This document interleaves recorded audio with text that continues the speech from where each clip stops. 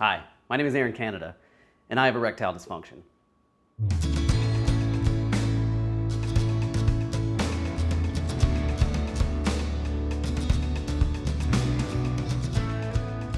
Erectile dysfunction. Erectile dysfunction. So one thing I am going to have everybody that I interview do is just say the words erectile dysfunction. Erectile dysfunction. Perfect. So erectile dysfunction is the inability to get and maintain an erection, really with sexual intimacy of any kind, but usually it's the most difficult to get and maintain with intercourse. So I first noticed the problem when I was 17. But why? I was a pretty healthy guy and I was young. This stuff doesn't happen to young people, does it? Can you think of the youngest patient you've seen come through here? Oh yeah, I've had 14 or 15-year-olds. Yeah. Some of them are sexually active, which, I'm always hoping that they're not going to be sexually active that early, but a lot of them, I'll notice that when they're masturbating, they're not getting good erections. And some of them have good enough relations with their parents that they mention it and they come in. That's Dr. Michael Werner. He's the medical director for Mays Men's Sexual and Reproductive Health in New York. He's pretty cool. And check out all those degrees and accolades behind him. Yeah, they're fake. Diploma.com. Okay, so it can happen when you're young. But how common is it? We reached out to Paul Nelson, founder of franktalk.org, the first and, as far as I know, only online community for men with erectile dysfunction. So can you tell me how common you would estimate ED is? Interestingly enough, there's just early research, sort of rule of thumb, this is real generalization, 20% of men in their 20s, 30% of men in their 30s. From 40 to 49, 40% of those men have erectile dysfunction. Men in their 50s, 50%. Men in their 60s, 60%. So there's a pretty strong correlation to the decade you're living in, having the same incidence of erectile dysfunction. That's Dr. Richard Roach.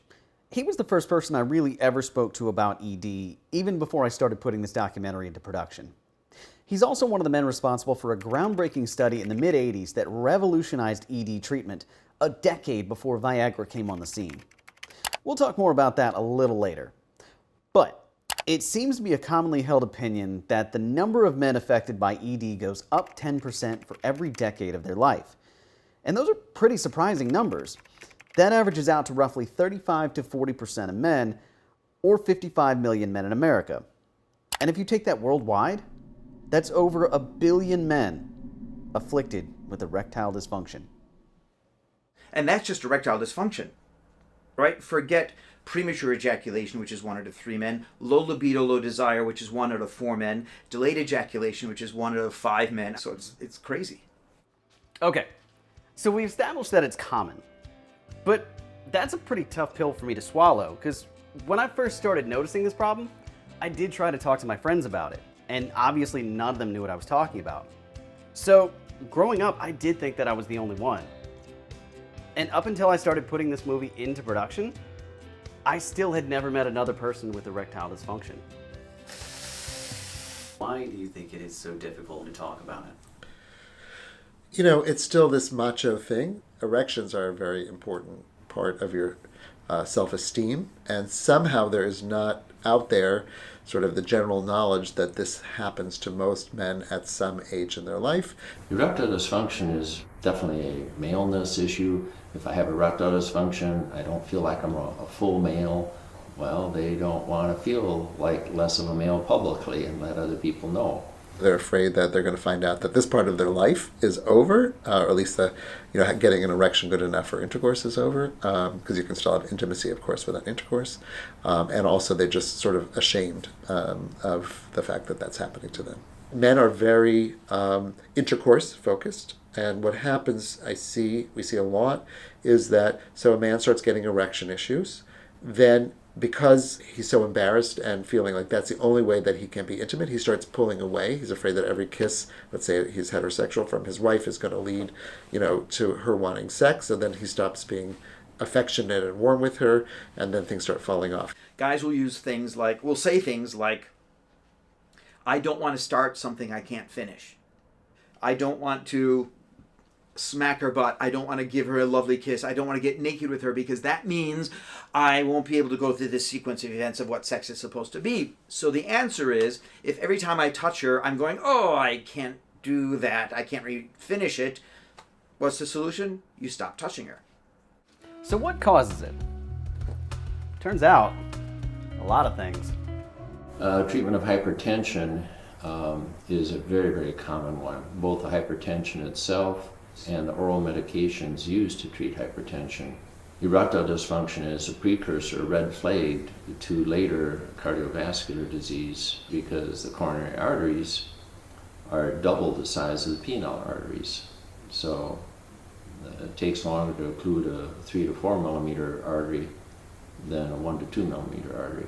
And I am going around giving more lectures directly to primary care physicians, family practice and internal medicine, especially on the red flag warning that if your patient has erectile dysfunction, within 3 to 5 years, there's, depending on the study, a 44% chance they're going to have their first major cardiovascular event, maybe angina, maybe a full-blown heart attack or a stroke.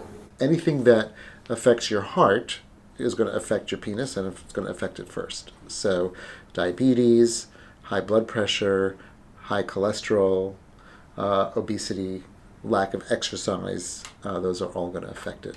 The problem is there's not one cause of erectile dysfunction. Everyone's different. This week I've diagnosed 2 or 3 guys with chronic pelvic pain syndrome. They had no idea what it was. Now that's where the pelvic floor muscles are in spasm, but the guys don't even know that they're in spasm. That impinges blood flow, nerve function, and of course, it can really affect erection function. How about non-physical causes? Well, psychogenic erectile dysfunction, probably 5 to 10% of all men, that would be the issue.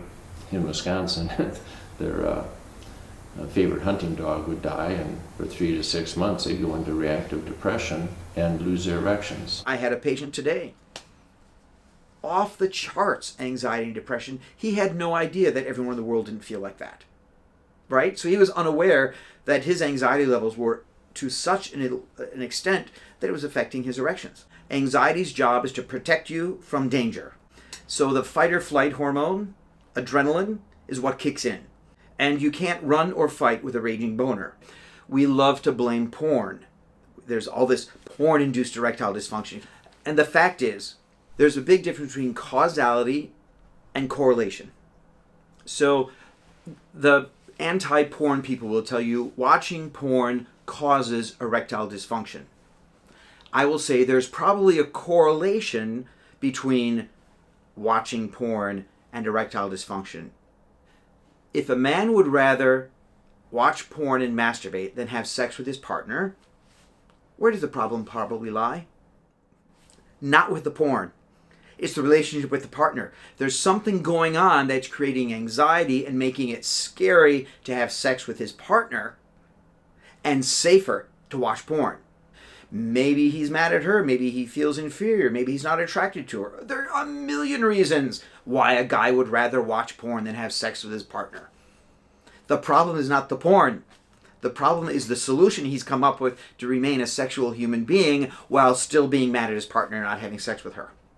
So you can see that there are a bunch of causes, and some misperceptions about causes. The fact is, it's common for a lot of reasons. And the sad fact is, of all the men afflicted, only about 30% will admit it, let alone talk about it. And that's unfortunate, because there are treatments out there that are available, effective, and affordable. We tend to go from least invasive to most invasive, right? So generally we will start with the oral medications, tadalafil, sildenafil, Stendra, Levitra. These pills have become generic. The Viagra, the generic is sildenafil, and the Cialis, the generic is tadalafil. Shockingly, and wonderfully cheap. If they don't work, we will move on to the intracavernosal injections, the injections of the penis. Those are wonderful because the vast majority of men will respond to those. And they're very strong. It's not liquid Viagra. It's a set of drugs that act on the tissue in the penis and fills with blood. So those are great.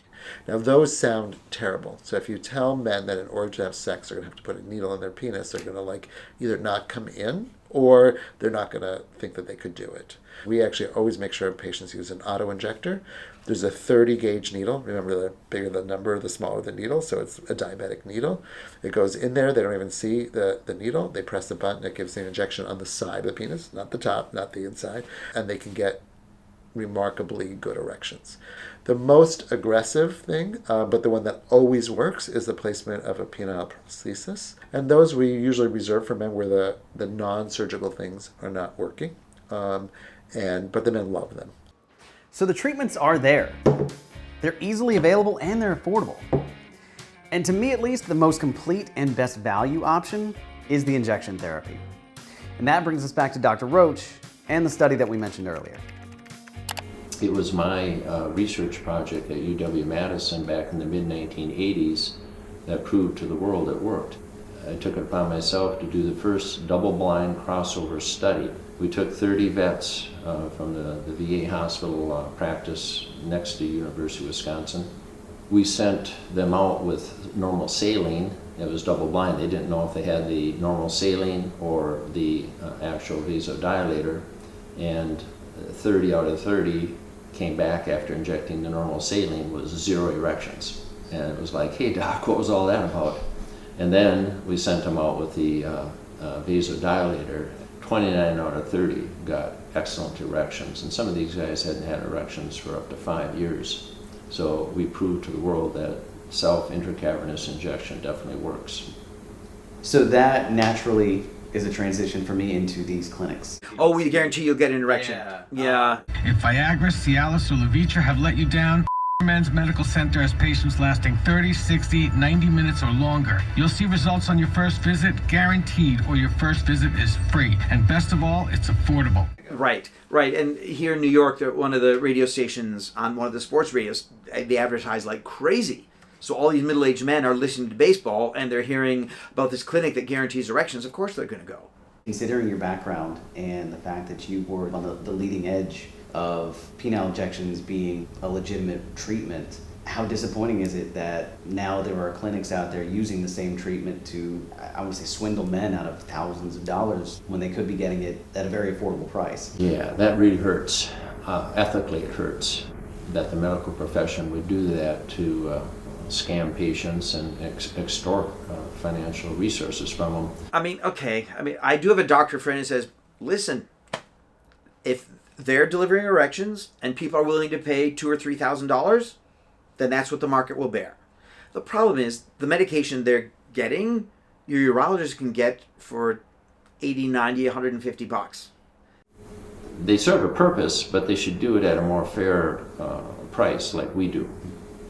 Same end result, but thousands of dollars versus hundreds of dollars, and 10 vials for $3,000 versus 10 vials for times $80 or $90, big difference. $800 to $900 versus $3,000. Yeah. Pretty big markup. Yeah. My other problem is they're sort of mills. They're generally not board certified urologists. As long as they have an MD behind the desk, it's just a factory and you go in and they sell you the injections. And yeah, injections are great. They work for a huge percentage of men. It's just, first of all, what we don't get is a live diagnosis. Have we done all the diagnosing what's going on with their heart, with their blood, with their diabetes, with all the other health aspects? Are they anxious? Are they depressed? You need to treat mental health issues. So they're getting men an erection, but in an island or just in one little silo, and we're not looking at the whole person. So are they doing anything dangerous? Probably not. Are they getting erections? Probably. Is it great sexual medicine care? Probably not. So you don't need to spend that kind of money. The American medical system is failing these men if these clinics are successful, because these men should be going to board certified sexual medicine specialists who are then screening them for every other possible cause of ED instead of just like, oh, you can't get an erection, we'll give you one. So what did we learn today? Number 1, ED is common. Number 2, there are treatments that are safe, affordable, and readily available. And number 3, there are people and organizations out there who are ready and willing to take advantage of you. So do your research and protect yourself. And one more thing, an ED diagnosis is not the end of your life. When we lose hope in life, that's the worst place to be.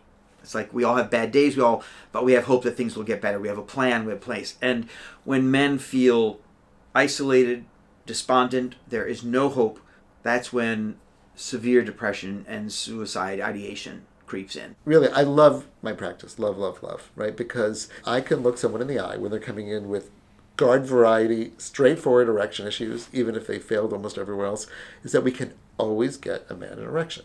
So there's literally no reason for them to be dismayed. Don't give up. As a medical center, we can give erections even after you're dead. We can give you a boner. That's easy. Frank Talk has a physician finder listing, so you can find a sexual medicine expert. Don't give up. So talk about it. You are not alone, and there is no reason to suffer in silence. There is hope, and there is help, and all you have to do to get started is talk about it.